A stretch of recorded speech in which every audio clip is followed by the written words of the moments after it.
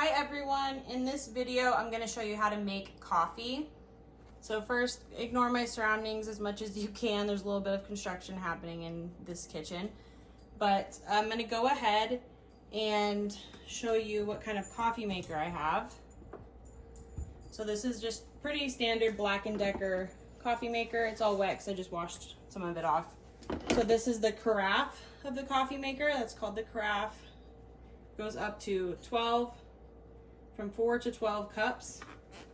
And as you'll see on the side of the coffee maker, it does the same, except goes from 2 to 12. And that's where you put the water in the machine. So we're gonna start with making, let's see. So I'm going to make 6 cups of coffee. So I'm gonna fill the carafe up to 6 and then pour it right here in this side, and you'll see it fill up over here.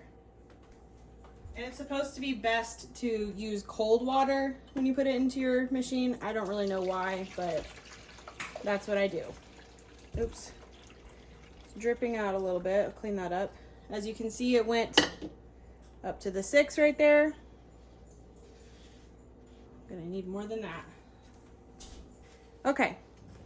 So now that that's filled up to the 6, I'm gonna put the carafe back in its place. And what I'm gonna do is I'm going to scoop half the amount of tablespoons as I have water. So if I have 6 cups of water, I'm going to do 3. So I'm gonna scoop a flat tablespoon and put it in. 1, 2, and 3. So now for this coffee maker, all I have to do is close it, and then I push the start button. So now in about 5 minutes or less, it will be full up to the 6 of coffee. Okay, so now the coffee is done. It's up to the 6 here. So I'm gonna go ahead and pour it in my cup. I've already put a little bit of creamer in there.